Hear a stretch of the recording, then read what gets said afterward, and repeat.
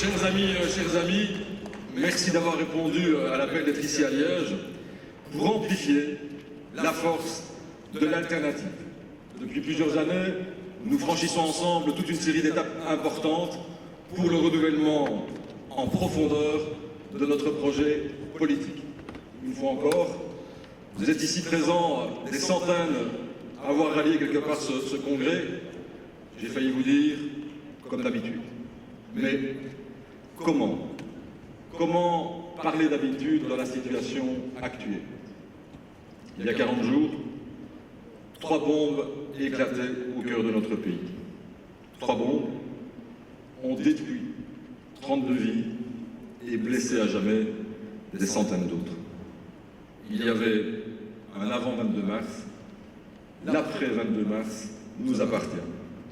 Il appartient aux citoyens, aux démocrates, à tous ceux qui refusent la peur, à tous ceux qui aiment l'humanité, à tous ceux qui préfèrent construire que détruire. 40 jours plus tard, la tension n'a pas baissé. Et pour cause. Sur le fond, rien n'est encore réglé. Pire, par sombre calcul électoraliste, ces tensions sont entretenues au sommet de l'État. Aux minutes de silence ont succédé des heures de mise en scène et parfois de vacarme. Au devoir de vérité, ils ont préféré déverser leurs amalgames.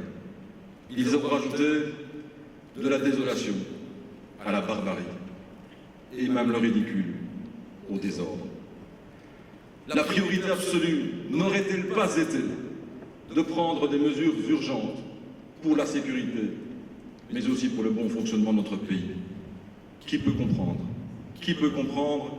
qu'en ces moments de tragédie, de hauts responsables de la majorité fédérale MR-NVA préfèrent passer leur temps en conférence de presse à détricoter les pouvoirs du roi?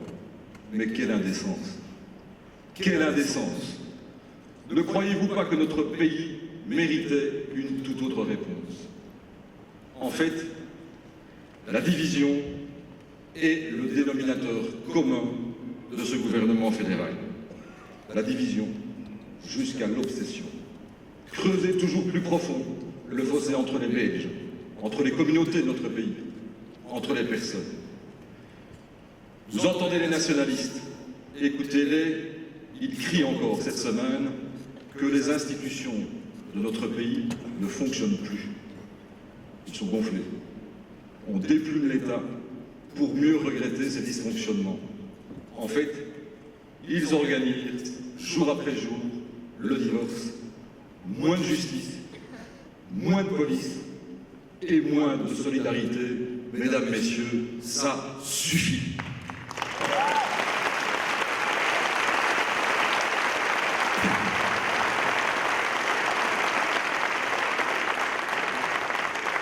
Plutôt que de réunir les forces démocratiques, le Premier ministre préfère sans doute dresser la table secrète, dénier une discussion institutionnelle. Pour nous, ce sera non. Les urgences sont bien ailleurs. Oui, mesdames, messieurs, je suis profondément indigné par tout ce qui s'est passé ces dernières semaines. Que les semeurs de haine passent leur chemin. Et je vais vous dire autre chose. Lorsque l'angélisme verse dans le laxisme coupable pour des raisons électoralistes, ce laxisme me donne tout autant la nausée.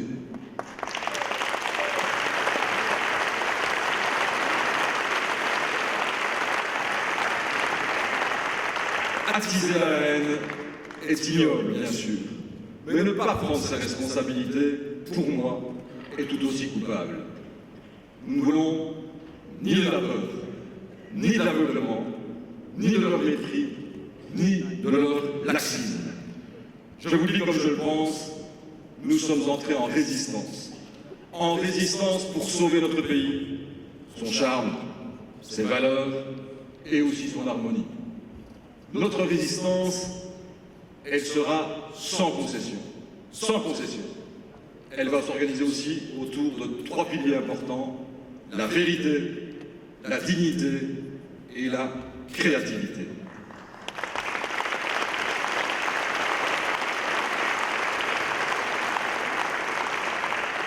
Mesdames, Messieurs, chers amis, nos responsabilités, nous les avons prises et bien avant que le pire n'arrive.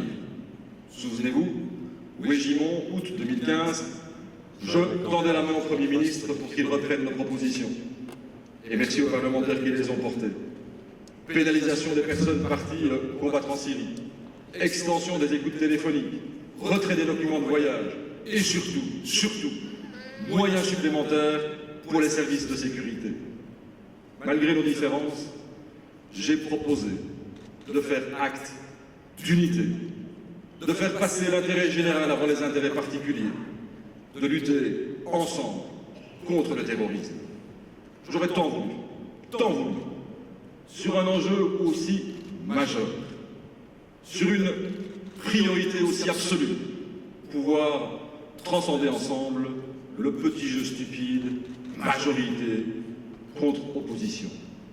Car, mesdames, messieurs, qui peut avoir la prétention de vouloir combattre seul le terrorisme? Charles, il n'est jamais trop tard pour accepter la main tendue.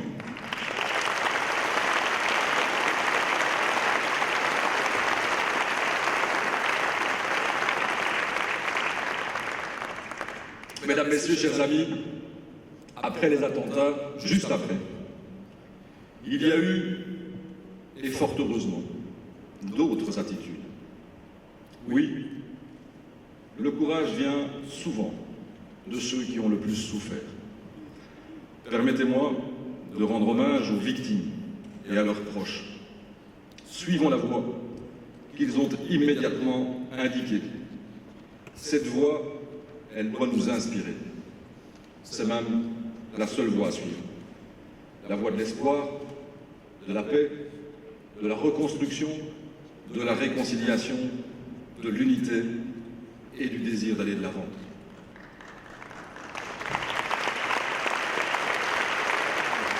Entre cynisme et impuissance, entre l'odieux et l'angélisme, il y a toujours une voie, une belle voie, celle des femmes et des hommes de bonne volonté, qui agissent avec dignité et en conscience.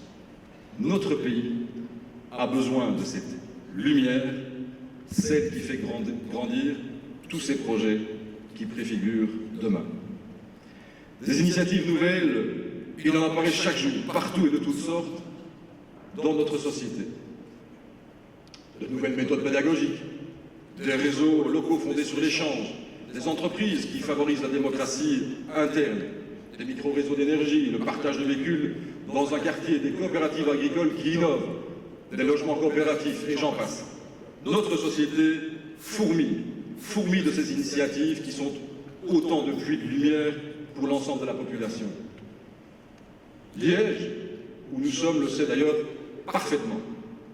Elle, qui a toujours été à l'avant-garde des innovations.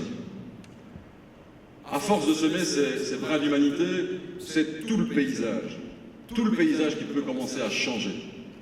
Au CDH, cette alternative, cette troisième voie, nous l'aimons.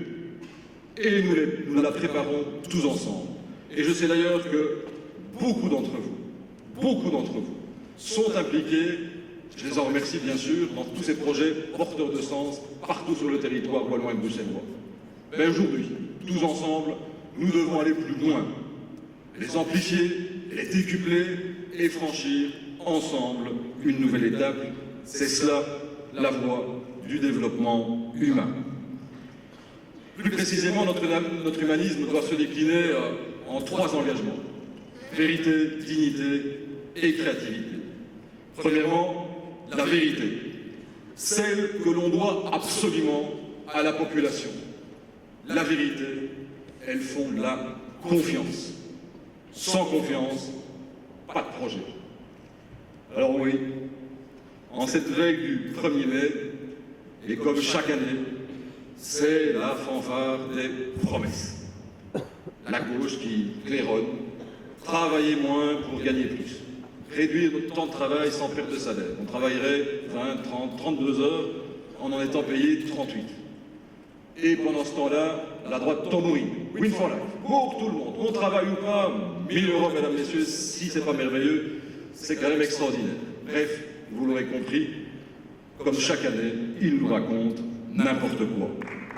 N'importe quoi.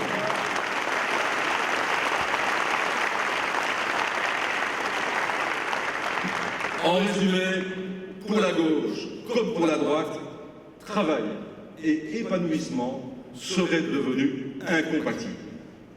Mesdames, Messieurs, et si nous rêvions ensemble d'une société où le travail serait un vecteur d'épanouissement plutôt qu'une maladie dont il faudrait se soigner?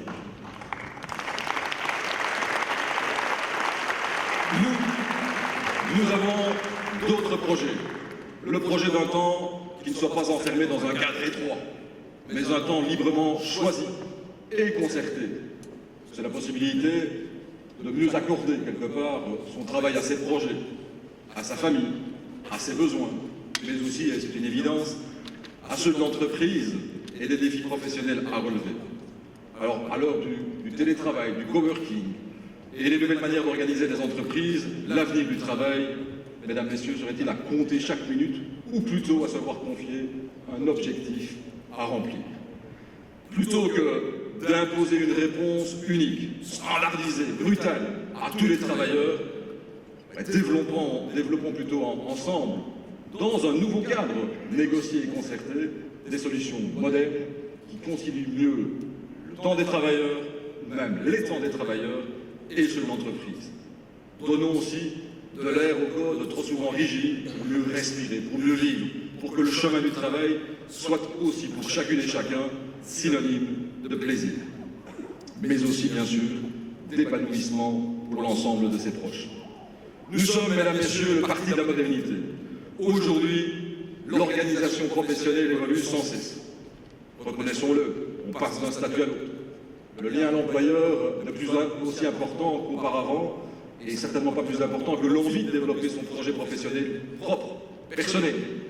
C'est un plus pour l'humanité, mais reconnaissons qu'aujourd'hui encore, trop de mécanismes constituent des freins au libre développement du parcours de vie.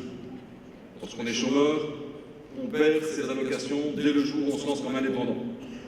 Une indépendante qui devient salariée n'a pas droit au congé de maternité. Un travailleur qui passe d'un secteur à l'autre perd son ancienneté. Aujourd'hui, chez nous, tous ces obstacles doivent absolument être levés. Voilà pourquoi nous proposons de créer le compte parcours de vie. C'est-à-dire que chaque travailleur crédite sur un seul compte l'ensemble de ses droits à la pension, à la formation, à l'interruption de carrière, quel que soit son ou ses statuts. C'est un compte qui simplifie la vie et offre aussi de la flexibilité pour mieux gérer son temps de travail en fonction notamment de sa situation personnelle et familiale. Il va de soi, mesdames et messieurs, que ce système doit tenir compte de la situation de toutes les entreprises, les grandes, les moyennes, mais aussi les plus petites. Dans un gouvernement qui n'aime pas trop la concertation, c'est un euphémisme que de le dire, nous voyons que Chris Peters essaye de trouver des solutions. Nous lui apportons des propositions et nos propositions à l'ami Chris. Je vous parlais il y a quelques instants du devoir de vérité. La vérité, pour nous, elle ne va pas sans la transparence. Et à cet égard, je veux dénoncer ici, avec la plus grande force, la manière avec laquelle l'Europe s'engage dans l'aventure du TTIP. Qu'il y ait dialogue, qu'il y ait concertation, négociation avec nos amis américains. C'est bien nécessaire, nous sommes partenaires.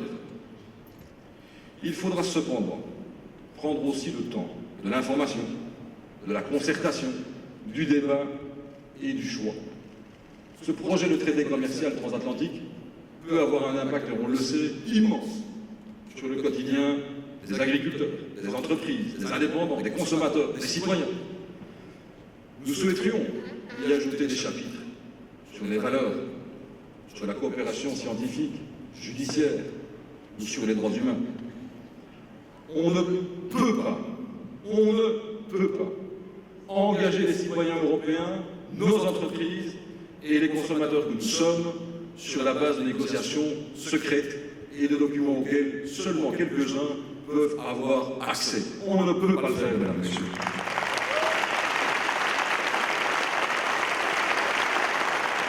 Je demande donc très simplement, mais aussi très solennellement, nous voulons une consultation populaire sur le TTIP lorsque les négociations seront terminées pour faire valider par l'ensemble de la population la réalité de nouveaux échanges. Au CDH, nous sommes pour la transparence, pour la vérité et pour le débat. André, d'ailleurs, l'a démontré en revigorant, ce mot lui va bien, le Parlement wallon. C'est par le chemin de la participation que l'Europe retrouvera aussi ses lettres de noblesse, la force de son projet et aussi l'adhésion de ses citoyens. C'est une nécessité absolue ici, dans notre pays. Notre deuxième responsabilité, mesdames, messieurs, en tant qu'humanistes, c'est un devoir de dignité. Aujourd'hui, ce qui mine le respect mutuel et fragilise notre société, ce sont les caricatures dans lesquelles on enferme l'autre. Les horizons limités au bord d'un quartier. Tous les potentiels bridés par des échecs non surmontés. La dignité, c'est l'homme libre, debout, qui se dépasse. L'homme, aussi bien sûr, qui dépasse les clivages qu'on voudrait lui imposer. L'homme qui refuse une vision binaire de la société. La dignité, elle commande aussi de refuser les amalgames. Ce n'est pas parce que quelques syndicalistes sont excessifs que les syndicats doivent être remis et mis au rebut. Et ce n'est pas parce que certains patrons sont brutaux que tous les entrepreneurs doivent être vilipendés. Non. Non. La dignité, c'est enfin résister à cette vision matérialiste qui réduit l'homme à être utile, productif ou uniquement rentable. C'est le sens aussi bien sûr de la proposition que je relance aujourd'hui de mettre sur pied un service citoyen. Demander à chacune et à chacun de prendre au moins quelques semaines de sa vie pour aller vers les autres, pour reconnaître et se confronter aux différences, à la diversité, pour se consacrer à des projets finalement qui renforcent la société. C'est une manière simple de mettre l'avenir sur d'autres règles que ceux de la pure compétition individuelle et ultralibérale. Allons même un peu plus loin, si vous me permettez. Mettons en œuvre un Erasmus universel pour permettre à chaque jeune de s'investir pendant un mois dans un projet à l'étranger, dans une organisation humanitaire, une ONG ou une entreprise. Mesdames, Messieurs, la dignité, elle passe aussi par l'équité. LuxLeaks, SwissLeaks, Panama Papers, le moins que l'on puisse dire, c'est que pour certains citoyens, mais le sont-ils encore, l'intégration fiscale est un échec. Pour le gouvernement aussi d'ailleurs, il engage 100 personnes pour lutter contre la fraude sociale, et c'est bien nécessaire, mais combien on engage-t-il pour lutter contre la grande fraude et l'évasion fiscale, pour débroussailler les Panama Papers et tous les leaks des derniers mois? Il y a, mesdames, messieurs, 5 agents. 5 agents. 5. Soit 20 fois moins pour 20 fois plus de fraude. La dignité, c'est enfin la possibilité pour chacun de prendre part à la société par son action, son engagement, sa présence tout simplement. La participation de chacun est essentielle. À cet égard, ce qui se passe à la ville de Bruxelles et touche tout le pays, est tout bonnement stupéfiant. Jusqu'à présent, ce projet, c'est la force publique qui impose ses vues dans toute sa brutalité. Il est temps, il est grand temps que la lumière démocratique vienne y éteindre l'orgueil et la certitude d'avoir raison envers et contre tout.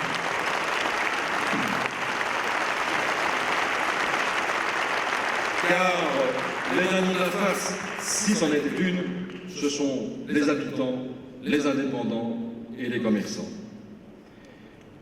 Le troisième élan naturel de l'humanisme, c'est la créativité. La créativité, c'est bien plus, bien sûr, que de la déco. C'est imaginer la solution qui va pouvoir débloquer un vieux conflit. C'est renverser un schéma qui semble établi pour toujours, alors qu'il faut reconnaître qu'il n'apporte plus rien de bon. C'est se dire aussi, et je sais que ce n'est pas toujours facile, que même si on a toujours fait comme ça, on doit peut-être aussi faire autrement. C'est aussi la créativité débrider une pulsion de vie, une propension au bonheur. C'est donc un état d'esprit, une envie, une curiosité, une délectation, une vive appétence pour le changement et le bonheur. La créativité, mesdames, messieurs, elle fait avancer l'humanité. Elle renouvelle le sens de l'action politique en particulier.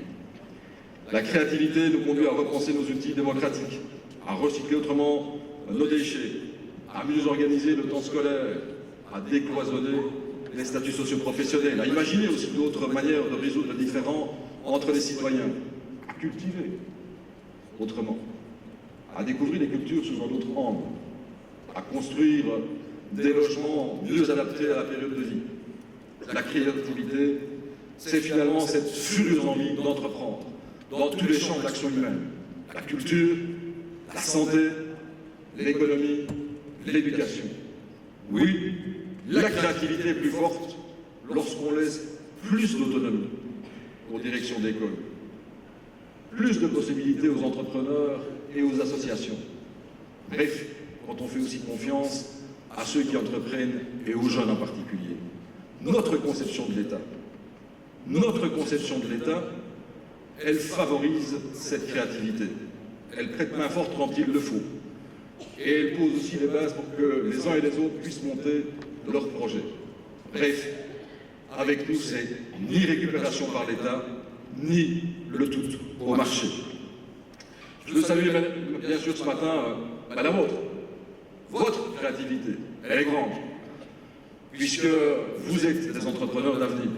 Ce sont plus de 1000 propositions que vous avez déposées dans le cadre de l'opération Oser, partager, respecter.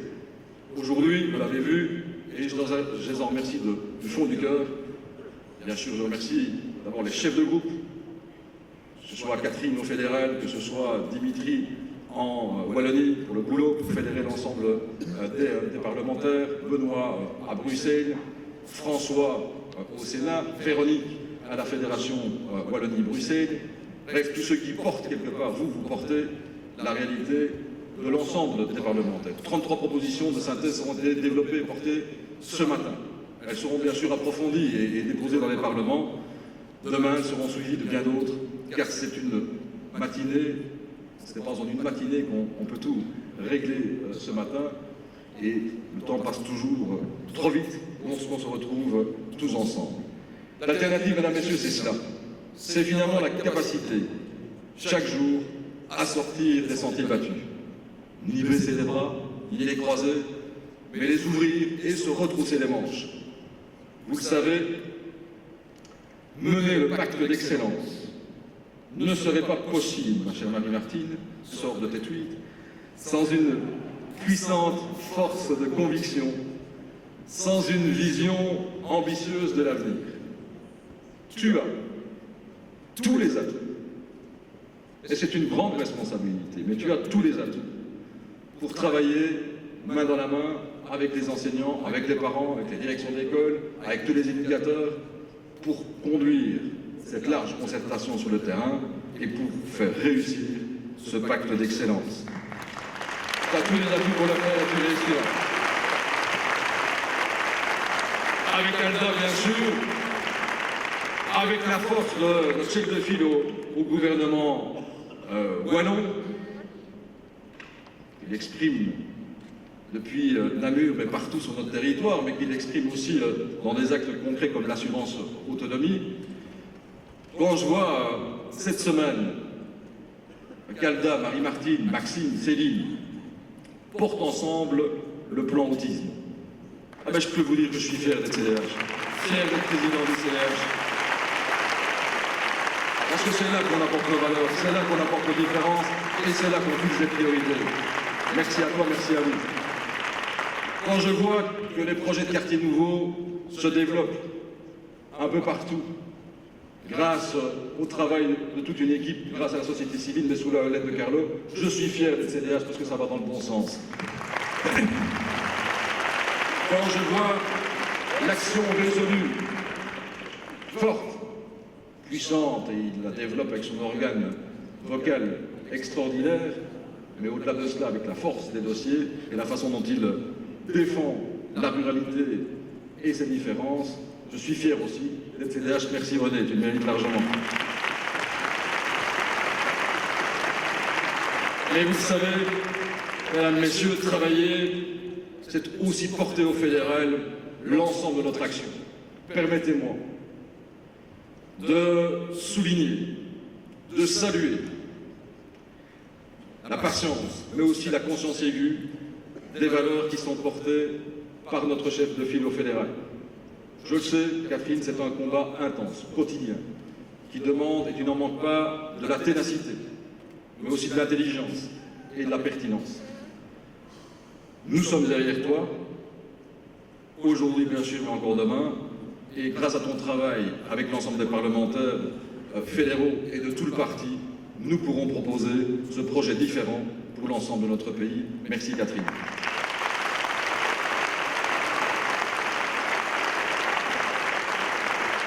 Mesdames, Messieurs, un nouveau monde se lève. Ni la gauche ni la droite ne lui tracent de perspective. Aujourd'hui, ceux qui préparent l'avenir ont un parti, le nôtre. Le travail que nous fêtons ce 1er mai, c'est celui-là finalement. C'est celui-là. C'est le travail patient, mais déterminé, de tous les métiers de service, des éducateurs, des agents de quartier, des magistrats, des créateurs d'entreprises, des artistes, des bénévoles, des enseignants, des services de secours, des policiers, des agriculteurs et des artisans, des prestataires de soins, des pères et des mères de familles qui tissent jour après jour la trame d'une société plus fraternelle. Mesdames, Messieurs, chers amis, je vous invite donc à poursuivre et sans relâche, ce travail de prospective et d'innovation qui tracera les voies d'un avenir ouvert, stimulant et inspirant. Chacun, chacune là où nous sommes, nous pouvons faire quelque chose. Nous devons même le faire pour entreprendre des projets qui fédèrent et qui réunissent. Faisons-le librement, par amour de l'humanité, par amour de l'autre, par amour tout court.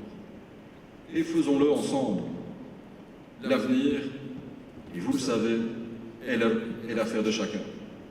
Plus que d'un mot dans une constitution, ce dont nous avons urgemment besoin, c'est une refondation, une réconciliation, c'est de rassembler largement autour d'un socle de valeurs, bien sûr, à partager, à assumer et à défendre avec force. Oui, mesdames, messieurs, oui, nous croyons que le regard que les hommes posent les uns sur les autres peut les transformer. Que le refus de toute violence est le premier pas d'humanité. Oui, nous croyons que lorsqu'un être humain prend ses responsabilités, il se grandit. Oui, nous croyons que l'État doit se concentrer sur un métier, créer confiance en l'avenir. Oui, nous croyons que chaque femme, chaque homme, chaque enfant est né libre pour partager. Oui, nous croyons qu'en démocratie, ma chère Céline, l'égalité homme-femme n'est certainement pas en option. Oui, nous croyons que la main tendue est plus forte que le poing qui se ferme. Les valeurs que nous portons, elles sont attaquées. Nous serons forts, très forts, pour les défendre. L'avenir, mesdames, messieurs, elle ne va pas être le fruit de doctrines maladroites ou complètement gauches. Oui, nous croyons que l'avenir sera plus humain si nous le décidons. Et c'est ce que nous faisons. Au coup de projecteur médiatique subi par notre pays, je préfère une Belgique illuminée par toutes ces belles initiatives citoyennes. Vive la Belgique des Lumières. Merci.